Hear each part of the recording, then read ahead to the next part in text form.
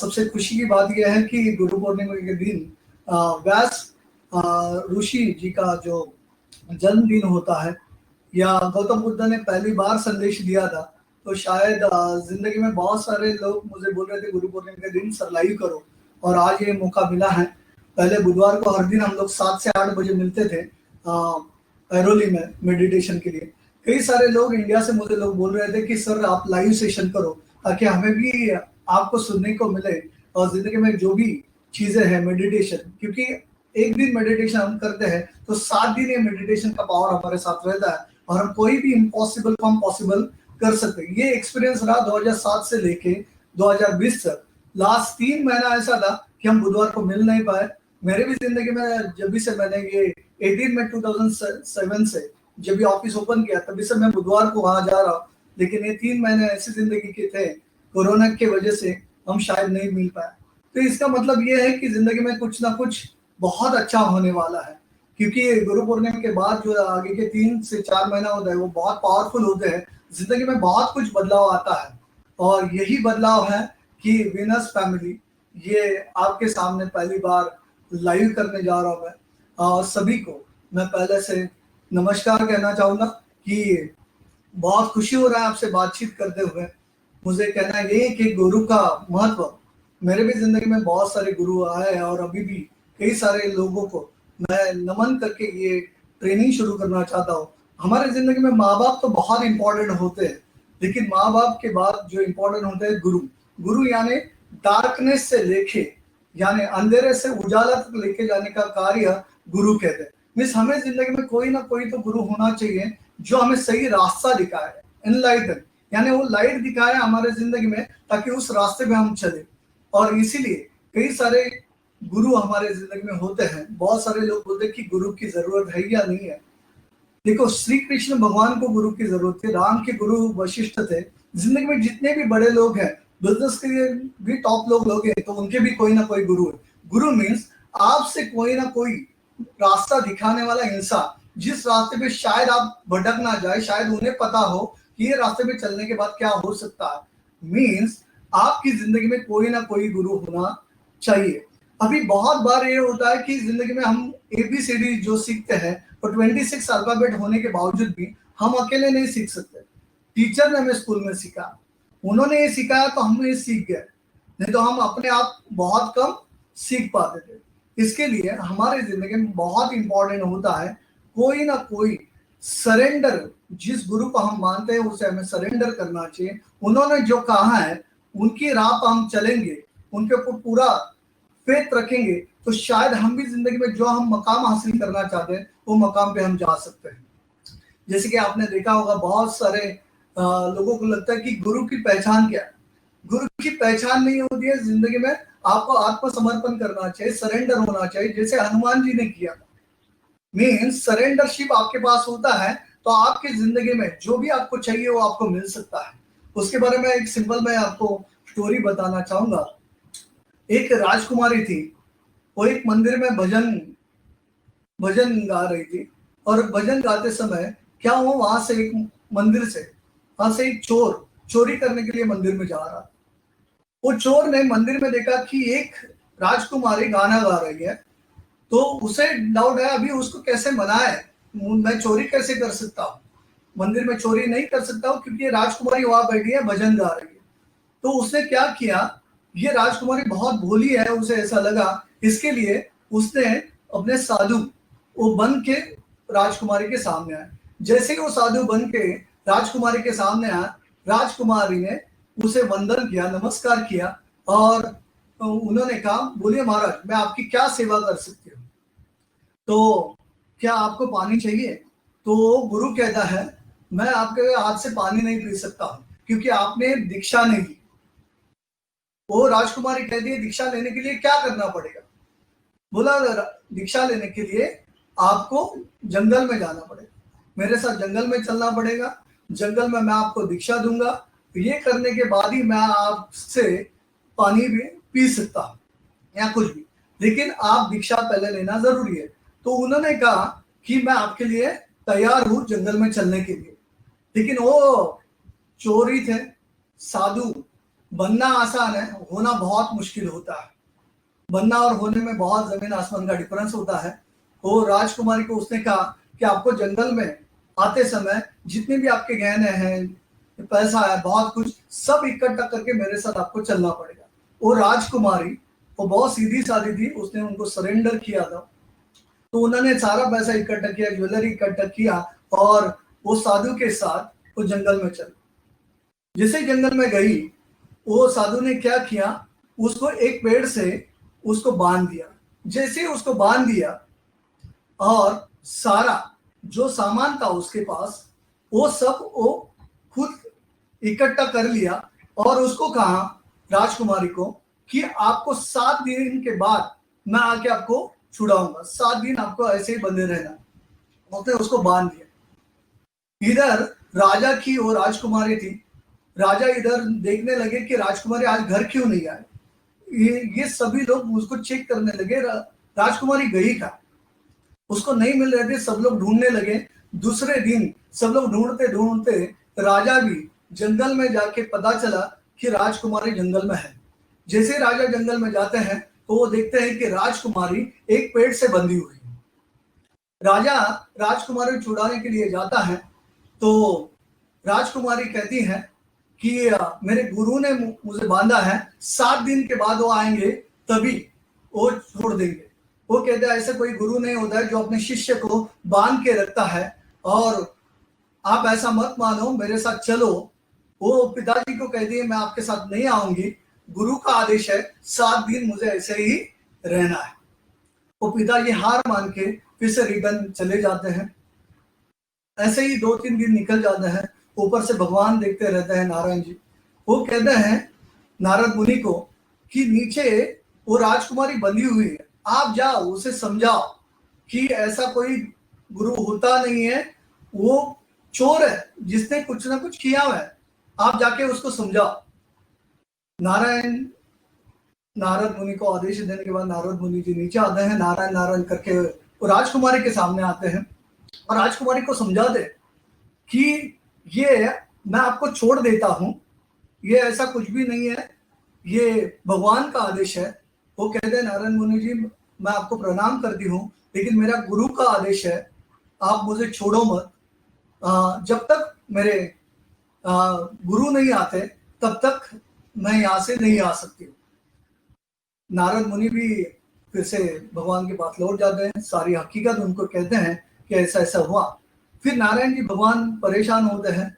नारद मुनि जी कहते हैं आप ही आने के बाद ही ये मसला हल होगा, आपको नीचे आना पड़ेगा। तो नारायण जी नीचे आते हैं और वो राजकुमारी के सामने कहते हैं कि मैं आपको छुड़ाता हूं, मैं भगवान हूं। वो उनको प्रणाम करती है और कहती है मेरे जब तक गुरु नहीं आते हैं तब तक आप मुझे छोड़ो मत, ये उनका बंधन है, वो जब तक नहीं आएंगे तब तक मैं यहां से निकलूंगी नहीं। तो नारायण जी नारायण मुनि को कहते हैं देखो वो जो गुरु है कहाँ चोरी कर रहा है, आज किसी ना किसी को घर में जा रहा होगा, उसको पकड़ के लाओ। जब तक उसको पकड़ के नहीं लाओगे तब तक यहाँ से ये हिलेगी नहीं, उसको हम छोड़ नहीं सकते हैं। तो नारद मुनि जाते हैं जहां वो चोरी करने जा रहा था, उसके सामने प्रकट होते नारायण नारायण करके। तो वो जो चोर था, जो गुरु बना हुआ था, वो कहते हैं नारद मुनि जी आप कैसे आए, आज आपके दर्शन कैसे हुए। बोले आपकी जो शिष्य है वो जब तक आप नहीं आओगे तब तक वो छूटने वाली नहीं है, उसको छुड़ाने के लिए भगवान ने मुझे आपके पास भेजा है, आप मेरे साथ चलो। तो वो जो गुरु थे यानी चोर थे, नारद जी के साथ चलते हैं जंगल में, और जंगल में जाने के बाद वो जो राजकुमारी को जैसे बांधा हुआ था उनको वो छोड़ देते हैं। जैसी वो छोड़ देते हैं, राजकुमार जैसे ही छूटते हैं, उसके सामने भगवान भी थे और जो चोर के रूप में गुरु भी थे। जैसी वो छूटती है तो पहले प्रणाम अपने गुरु को करती है, गुरु के पैर छूती है, बाद में भगवान के। तो भगवान कहते हैं कि ये जो है वो चोर है, वो गुरु नहीं है। वो कहती है कि शायद इन्होंने मुझे बांधा नहीं होता था तो शायद आप भी यहां नहीं आते थे। वही गुरु है जिन्होंने आपको मुझे मिला है, जो भगवान को मिला सकता है। यानी जिसका सरेंडरशिप अच्छा है उसे भगवान भी मिल सकते हैं। जो भी आपका गुरु है उसके ऊपर सरेंडर हो जाओ, पूरी तरह से ट्रस्ट रखो, जिंदगी में जो आपको चाहिए वो मिलेगा। ये है गुरु पूर्णिमा के दिन आपको हरि को याद करना है। अपने मम्मी डैडी के बाद अपने जिंदगी में अपने लक्ष्य तक लेके जाने वाले जो होते हैं वो अपने लिए गुरु ही होते हैं। दोस्तों अभी जो माहौल है बहुत कोरोना की वजह से कई सारे लोग डरे हुए हैं। मैं उन्हें अपील यही करना चाहूंगा दोस्तों कि जिंदगी में मुश्किलें आती है, लेकिन जब भी कुछ ऐसी मुश्किल आती है जैसे कि आपने देखा कि जिंदगी में कुछ ना कुछ ये सिखा के जाता है। कोरोना भी हमें सिखा के गया, कुछ ना कुछ हमने नया नया सीखा भी होगा, लेकिन जाने अनजाने में हमें एक डर लगने लगा है कि सही में जिंदगी आगे क्या होगी। कई लोगों को डर है कि कोरोना की वजह से हमारे बिजनेस में बहुत सारी दिक्कत आ चुकी है, शायद रिलेशन में बहुत सारी ट्रबल आ चुके हैं, और शायद बच्चे का भी एजुकेशन के बारे में भी बहुत सारी चिंता हमें लग रही है कि उसका जिंदगी में क्या होगा। देखो दोस्तों, जब भी जिंदगी में ऐसा कभी मौका आता है यानी चैलेंजेस आता है, उसे हम अपॉर्चुनिटी के तौर पे लेना बहुत ज़रूरी है। मैं सभी को ये कहना चाहूँगा कि जहाँ तक मुझे इंफॉर्मेशन है कि मार्च के टाइम पे बहुत कम लोग थे जो कोरोना बाधित लोग थे, और अभी देखा गया है कि ये थोड़ी दिन पहले 6 लाख के ऊपर जा चुका है। सही में कोरोना है या नहीं है उसके ऊपर मैं ये डिस्कशन में नहीं करना चाहता। मुझे इतना ही लगता है कि शायद पहले 100 टेस्ट होते थे मार्च में, तो 10 लोग डिटेक्ट होते थे, वो पॉजिटिव आ जाते थे, और उसमें से 80% लोग को सिम्टम्स नहीं दिखता था। इसका मतलब ये था 10 में से 2 लोग सिम्टम्स दिखाई दे रहे थे, और देखा जाएगा तो पहले से ज्यादा भी गुना बढ़ चुके हैं ऐसे हम लोग बोल रहे हैं। इसका मतलब 3 दिन पहले आपने देखा होगा कि इंडिया में टेस्टिंग 1,04,00,000 हो चुका है। 2 दिन पहले का जो टीवी पे न्यूज पे आया था, 1,04,00,000 में से 10% लोग पॉजिटिव निकले तो कितने हुए? 10 लाख होना चाहिए था, लेकिन आपने देखा होगा इंडिया में अभी 6 लाख लोग हैं। इसका मतलब यह है उसमें से 80% लोगों के पास सिम्टम्स नहीं है, 20%। तो इसका मतलब जिनका चेक किया हुआ है उनका रेशियो ये बता रहा है कि वो 6 लाख लोग हैं, और इसका मतलब देश में 130 करोड़ लोग हैं। मीन्स 100 करोड़ लोगों का टेस्टिंग आज होता था, किट अवेलेबल होता था, तो शायद 10 करोड़ लोग उनके प्लानिंग से शायद 10 करोड़ लोगों को कोरोना डिटेक्ट यानी पॉजिटिव हुए होते। इसका मतलब जो डिटेक्ट नहीं हुए हैं वो 10 करोड़ लोग आज मार्केट में घूम रहे हैं जाने अनजाने में। शायद उनको पता भी नहीं उनको कोरोना है या नहीं है।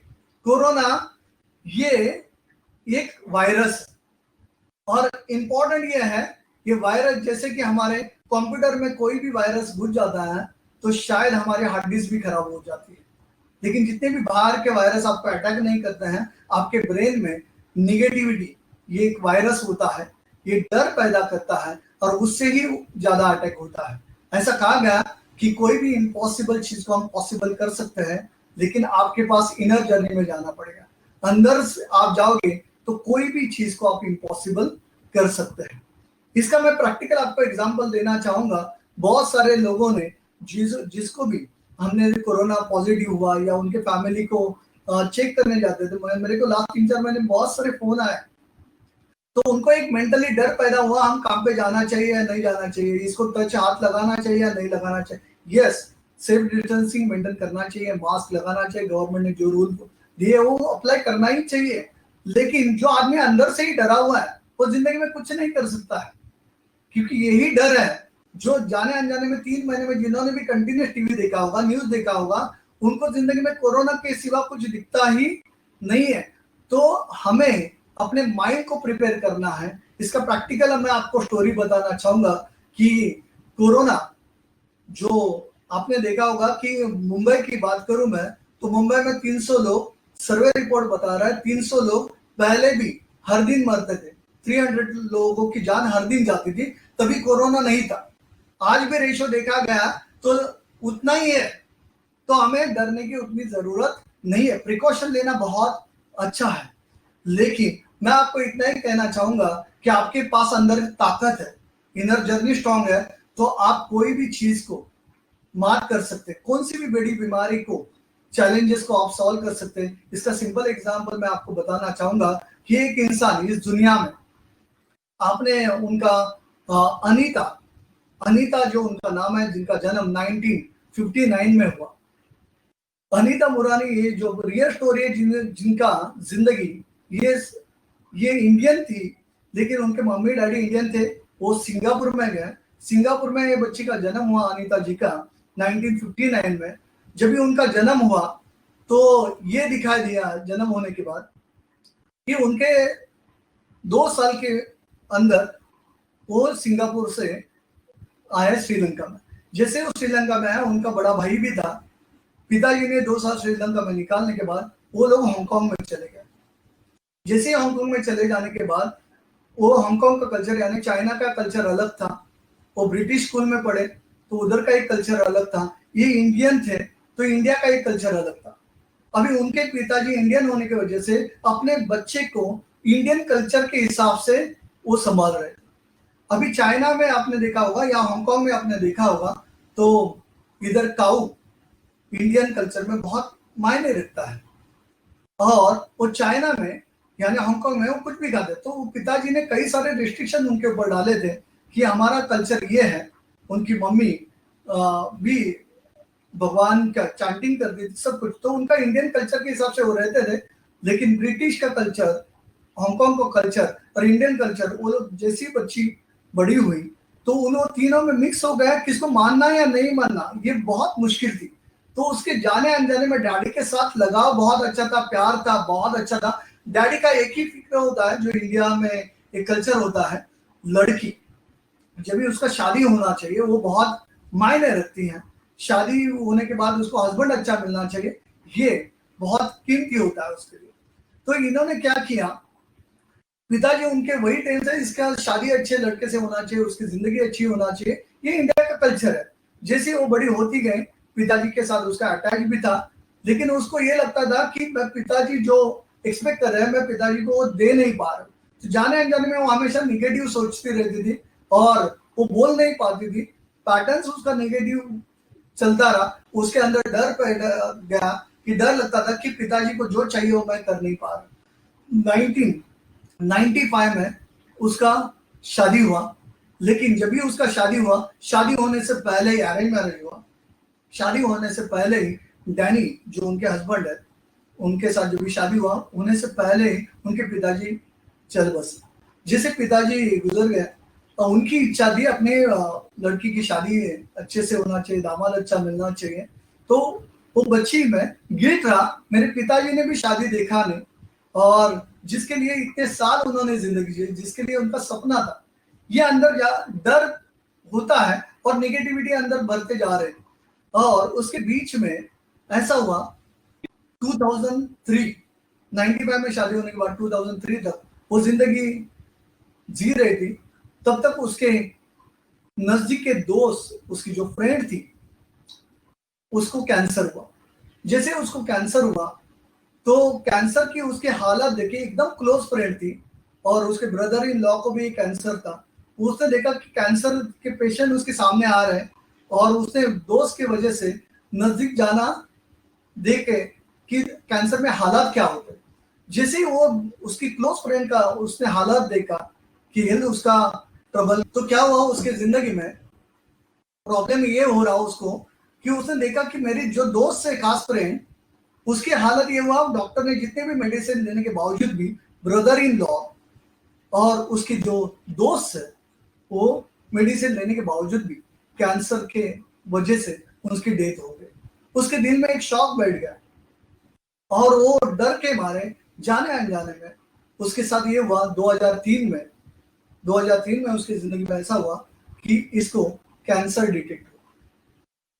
जैसे 2003 में कैंसर डिटेक्ट हुआ, कैंसर डिटेक्ट होने के वजह से उसने ये मन में मान लिया कि मुझे दवाई नहीं लेना, दवाई लेने के बावजूद भी लोग मर चुके हैं जो उसके क्लोज थे, तो उसीलिए 2003 से उसने दवाई नहीं ली, और 2006 में उसकी हालत दिन ब दिन इतनी बिगड़ती गई कि वो इतना बड़ा कैंसर था, बड़े बड़े उसके बोला जाता है जैसे नींबू हम लोग बोलते हैं ना, वैसे उनके फोड़ी अंदर आ चुकी है, गले में, पूरे शरीर के अंदर छोटे छोटे फोड़ी आने लगी, यानी गार्ड हम लोग बोलते हैं, वैसे आने लगे, पूरे शरीर पे होने लगे, और वो चलना भी उसको मुश्किल हो गया, उसको लेटना पड़ता था, सब ट्रबल आना शुरू हुआ, और जिंदगी में ये हालत हो चुकी थी। 2006 2 फरवरी 2006 में उसको हॉस्पिटल में एडमिट किया गया था, और वो दिन उसके जिंदगी में डॉक्टर ने आईसीयू में सबको बुला के लिया और कहा कि इसके सारे पार्ट जो है वो अभी प्रॉब्लम में आ रहे हैं, एक एक, तो आप सबको बुला के ले लो, इसका वक्त बहुत कम बचा है और इसके सारे पार्ट खत्म हो चुके हैं। तो जिंदगी में ये है, जिंदगी में ये है कि उसका चैलेंजेस अभी सारे पार्ट एक एक करके ये डेथ के नजदीक जा रही हैं, तो उनके सारे घर वालों को बुला के लिया। उसकी मम्मी वहां बैठी थी, उनके हस्बैंड थे, और वो कोमा में चली गई, और कोमा में होने की वजह से उसको कुछ समझ में नहीं आ रहा था, लेकिन वो डेथ बेड पे थी, और डॉक्टर ने सबको बुला के लिया, और और डेथ बेड में होते हुए भी उसको सब कुछ ऊपर वाले की दुआ से एक ट्रांसफॉर्मेशन था, उसको सब कुछ सुनाई दे रहा था कोमा में होने के बावजूद भी, कि मेरे आजू बाजू में जितने भी डॉक्टर्स हैं, नर्स हैं, उनका हस्बैंड जो बाजू में बैठे हैं, हाथ पकड़ के बैठे हैं, उनको दिखाई दे रहा था, और उनकी मम्मी चांट कर रही है, वो भी उनको दिखाई दे रही है, उनके फीलिंग उसको समझ में आ रही थी। वो भाई को बुलाया गया था, भाई इंडिया में रहता था, भाई को बुलाया गया था, भाई प्लेन में बैठा है, वो भी उसको समझ में आ रहा था, सब कुछ उसको क्लियर दिखाई दे रहा है, और ये सब कुछ सेंस उसको हो रहा था, कैसे हो रहा था उसको भी पता नहीं चला, और वो ऊपर उसके डैडी को देख रही थी, और उसकी जो दोस्त है, जो क्लोज है, वो दोनों उसको दिखाई देने लगे, और डैडी उसको कह रहे हैं कि अभी तेरा वक्त नहीं आया है, तो फिर से बॉडी में रिटर्न जा, तू बॉडी में रिटर्न जा, तू अभी मत आ। उसकी दोस्त ये कह रही हैं कि जा तू फिर से, ये अभी वक्त नहीं आया है, लेकिन उसने अपनी जिंदगी की हालत देख चुकी थी, कैंसर से बहुत सारा चैलेंजेस से वो गुजर रही थी, बहुत सारी तकलीफें उसने देख चुकी थी, इसके लिए वो फिर से अपने बॉडी में रिटर्न जाना नहीं चाहती थी।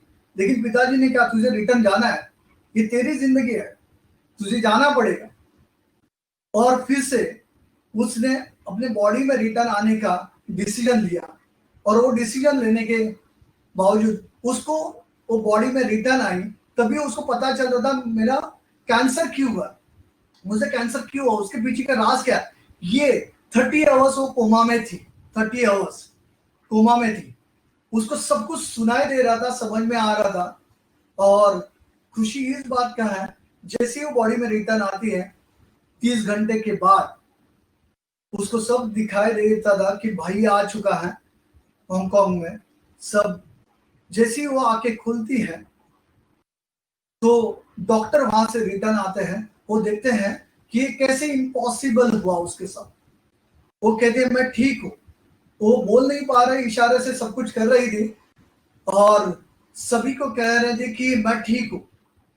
जैसे ही ठीक हूँ कहने लगी, डॉक्टर भी जो आए, जैसे ही उसने थोड़ा थोड़ा बोलना शुरू कर दिया, तो उन्होंने लिया, डॉक्टर को बोला, अनीता ने, डॉक्टर, जो डॉक्टर ने का नाम उसको पता नहीं था, जब भी वो कोमा में गई थी तभी वो उसका ऑपरेशन कर रहे थे, ये सब कुछ उसको दिखाई दे रहा था।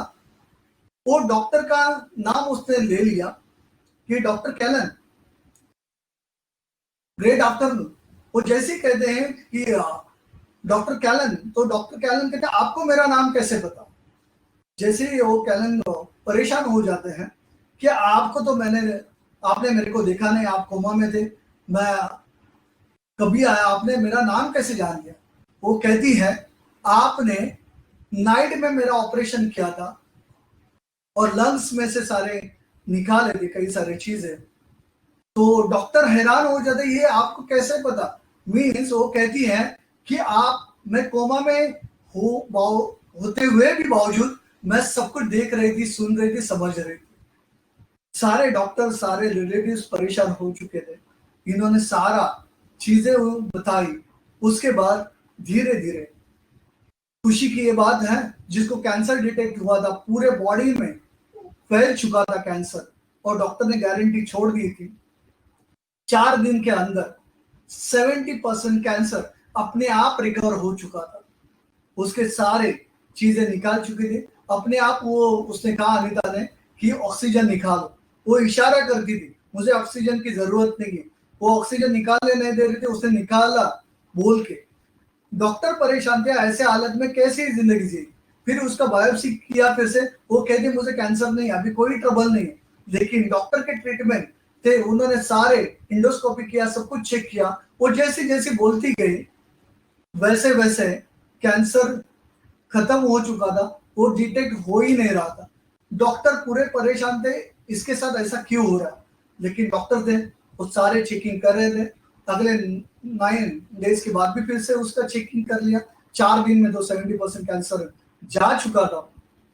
लेकिन खुशी की ये बात है, अगले 5 वीक के अंदर पूरा कैंसर बॉडी से गायब हो चुका था। सारे रिपोर्ट नॉर्मल आ चुके थे और डॉक्टर हैरान थे। ये इम्पॉसिबल केस था, पूरे बॉडी में कैंसर फैल चुका था। जो सबसे डेंजर कैंसर होता है, स्कल में हुआ था, पूरे बॉडी पे जा चुका था। बड़ी बड़ी गांठ थी लेमन के जैसे, सारे कैसे अपने आप डिसॉल्व हो चुके। ये मिराकल था। उसको पूछा गया, पूरे रिपोर्ट निकाले गए और उन्होंने सर्टिफिकेट दे दिया उसको छोड़ते वक्त कि आपको आज कैंसर नहीं है। और उसको पूछा गया कि आप यहां से जाने के बाद डायरेक्ट घर में जा। तो वो कहती है कि मुझे घर में नहीं जाना है, मुझे शॉपिंग करने जाना है। तो डॉक्टर उस पेपर पे भी लिखते हैं, केस पेपर पे, आपका बॉडी वीक है, आप नहीं जा सकते हैं। लेकिन वो कहती है कि मैं शॉपिंग करने गई और इम्पॉसिबल चीज हुआ। और वो अपने एक्सपीरियंस में भी कहती है, अपने हस्बैंड को 9 दिन के बाद अपने हस्बैंड को उसने आईपॉड लाने के लिए बोला। वो उसने कहा कि मुझे गाना सुनना है। अभी सारी बॉडी में सारे लगे हुए थे, नलियां सब कुछ लगी हुई थी, सब चैलेंजेस थे। वो सुन रही थी सॉन्ग, उसको सुनाई भी देने के लिए ट्रबल था, फिर भी आईपॉड ला के रखा था। वो उसमें से पता चला एंजॉय कर रही थी उधर भी, जिधर वो बेड पे थी। तो वो आके उसका कैंसर नील हुआ। वो कहती है कि जिंदगी में 1.5 महीने के अंदर, यानी 5th वीक में कैंसर सॉल्व हो सकता है। तो मैं आपको ये बताना चाहूंगा, कोरोना तो बहुत मामूली बात है, आपके अंदर उतनी पावर है, कोई भी इम्पॉसिबल को आप पॉसिबल कर सकते हैं। अनीता का जो लाइफ स्टोरी है मुरजानी, ये आप जाके देख सकते हैं। वो अनीता कहती है कि मैंने क्या सीखा डेथ बेड से रिटर्न आके, एक नई जिंदगी जो मुझे मिली है, ये लोगों को बताने के लिए मैं 5 चीजें मैंने सीखी है डेथ बेड पे। पहला चीज वो कहती है कि इंसान ने जिंदगी में प्यार करना चाहिए, लव। वो कहती है सबसे प्यार करना चाहिए। मीन्स वो आर्ची परशा वाला लव नहीं है, हम लोग आर्ची परशा का लव नहीं है। वो कहती है इंसान ने अपने आप से प्यार करना चाहिए, लव यूर से। जब भी आप अपने आप से प्यार करोगे ना, तो ही आपकी जिंदगी बहुत अच्छी होगी। बहुत सारे लोग दूसरे से प्यार करने के चक्कर में अपनी जिंदगी को खराब कर देते हैं। पहले अपने आप से प्यार करो, आपके पास है वही तो बांटोगे। तो पहले अपने आप से प्यार करो। 2 बार देखो अपनी जिंदगी को, कैसे आप अपने आप को मानोगे तो शायद दुनिया में आपको कोई रिस्पेक्ट दे या नहीं दे, कोई कुछ भी कहे, आप अपने आप से प्यार करते तो कोई आपको रोक नहीं सकता। और 5 लेसन कहती है, उसमें से पहला लेसन है लव यूर से। दूसरा वो कहती है जिंदगी में मैंने ये सीखा डेथ बेड पे कि मुझे कैंसर क्यों हुआ। तो वो सेकंड कहती है कि वो डर था, डर, मैं कोई भी चीज ये खाऊं या नहीं खाऊं, मुझे डर लगता, लोगों से मिलूं या नहीं मिलूं, ये खाया तो क्या होगा, इससे मिलने के बाद क्या होगा। मैं सारे डर पैदा उसके शरीर के अंदर हो रहा था। मीन्स वो कहती हैं जिंदगी में डरना नहीं है, मीन्स आपके जिंदगी से डर निकलना चाहिए, तो आपको लीडरशिप में लेना पड़ेगा। मीन्स आप जिंदगी में डर के वजह से क्या होता है, कोई चीज आप कर नहीं पाते। कोरोना एक डर है, वो डर की वजह से आप कर नहीं पाते, कुछ भी हुआ तो आपके साइकोलॉजी में फिर से ये अंदर जाती है। तो डर को आप जिंदगी से निकाल दो, क्योंकि डर के वजह से आप जिंदगी में कुछ भी जिंदगी में कर नहीं पाते। तो वो कहती हैं मैंने जिंदगी में वो कोरोना का डर जैसा अपने पास हो रहा है, वैसा उसका जो दोस्त थी क्लोज, जिसको कैंसर हुआ था, ब्रदर इन लॉ को कैंसर हुआ था, वो भी डर उसके साइकोलॉजी में अंदर चला गया, और मुझे भी होगा क्या, मुझे भी होगा क्या, और मुझे हुआ तो मेरी भी ऐसी हालत होगी क्या। ये डर के वजह से, उसकी चिंता के वजह से जिंदगी में वो अंदर ही अंदर फ्रस्ट्रेशन में जा रही थी और डिप्रेशन में जा रही थी, और उसकी बॉडी वैसी रिएक्ट हुई डर के वजह से, उससे ही वैसा कैंसर हुआ। तो वो कहती है कभी भी कोई चीज से डरना नहीं, आप जिंदगी में लीडर बन के आगे बढ़ो। ये सेकेंड लेसन उसने जिंदगी में सीखा। और थर्ड सबसे बहुत अच्छा उसने कहा कि थर्ड ये है कि जॉय। जब भी हम बचपन में, बच्चा जब भी छोटा होता है ना, वो मस्ती करता है, हंसते रहता है, एंजॉय करते रहता है, किससे मस्ती भी करता है, कुछ भी बोलता है, जोक सुनाता है। तो आपकी जिंदगी ना, हम जैसे ही छोटे से बड़े बन जाते हैं तो हंसना भूल जाते हैं, लोगों को हंसाना भूल जाते हैं, जोक करना भूल जाते हैं। तो हर पल मस्ती करो, एंजॉय करो, हर पल आपको एंजॉय करना चाहिए। और ये मैंने जिंदगी में किया नहीं, किसको क्या लगेगा, ये डर के वजह से मैं हंसना खेलना भूल गया। जब भी आप जॉय करते हैं हंसते बड़े बड़े से, तो आपको कोई भी हेल्थ का प्रॉब्लम आएगा नहीं। आपकी जिंदगी बहुत इंपॉर्टेंट है, तो हर पल आपको स्माइल देना है, एंजॉय करना है। ये तीसरी चीज वो कहते हैं मैंने सीखा। और चौथी चीज वो कहते हैं कि जिंदगी में गिफ्ट बहुत कीमती है। फोर्थ है गिफ्ट। गिफ्ट मीन्स क्या, वो कहती हैं कि जिंदगी में जो भी हालात आए हैं वो आपके लिए बहुत गिफ्ट है बड़ा। वो कहते हैं जब भी मुझे कैंसर हुआ, उसे मैंने एक्सेप्ट किया, उसके लिए दुनिया में मेरा नाम हुआ, मेरे नाम पे बुक लिखा गया, मुझे दुनिया में लोग आज बुलाते हैं, आज भी मेरा स्पीच होता है। ये कैंसर जो मुझे तकलीफ लगता था, आज वही मेरे लिए एक अपॉर्चुनिटीज है, यही मेरे लिए गिफ्ट बन चुका है दुनिया में। इसके वजह से मेरा आज नाम हो चुका है। मैं आपको यही कहूंगा, जो आज कोरोना है, जो भी लॉकडाउन में आपके चैलेंजेस आए होंगे, तकलीफ आए होंगे, ये कोरोना आपके जिंदगी के लिए गिफ्ट करके ले लो, और यही आपकी जिंदगी में पूरा ट्रांसफॉर्म करेगा। ये आपकी जिंदगी का आज का टर्निंग पॉइंट हो सकता है, ये कोरोना आपकी पूरी लाइफ ट्रांसफॉर्म करे।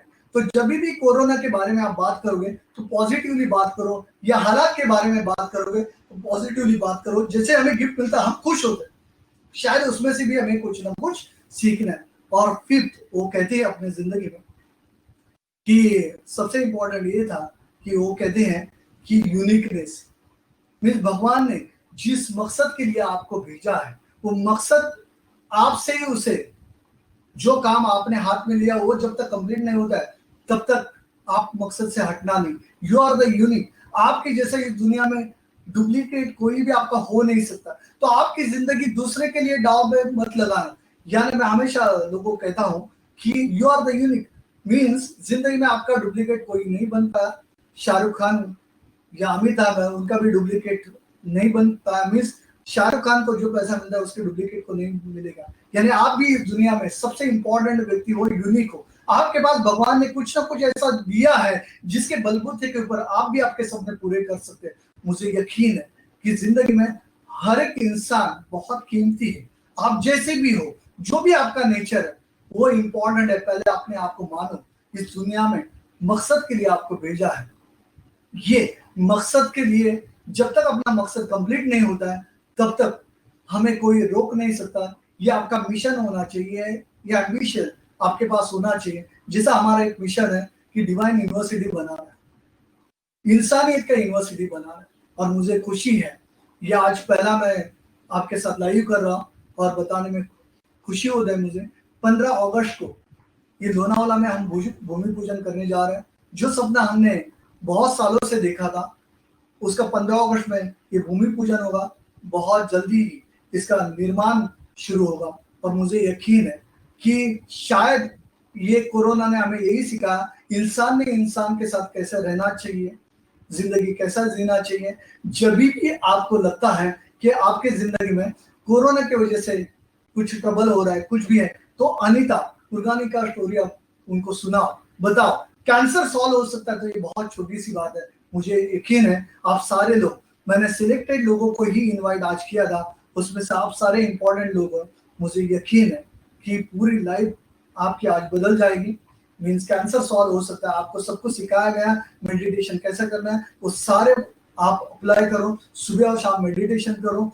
अपने जिंदगी में किसी से भी बात करते समय उनके जिंदगी के जो सपने हैं उसके लिए मोटिवेट करो, घर के रिलेशन अच्छे रखो, हैप्पी हेल्दी वेल्दी रहो। जो मैंने सीखा वो आप इम्प्लीमेंट करो। मुझे खुशी है कि जो हमने समय तय किया था कि हम 45 मिनट्स मिलेंगे, ऑलरेडी 45 मिनट्स हुआ है। आपके कोई भी सजेशन है, कुछ भी है, तो आप मुझे 8080844644 पे भेज सकते हैं। और ऐसे ही हम हर बुधवार को 7:01 पे हम मिलेंगे।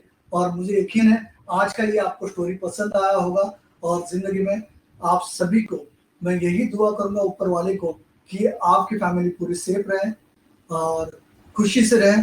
और बहुत जल्दी मिलते हैं अगले बुधवार को 7:01 में। Thank you, wish you all the best. Thank you.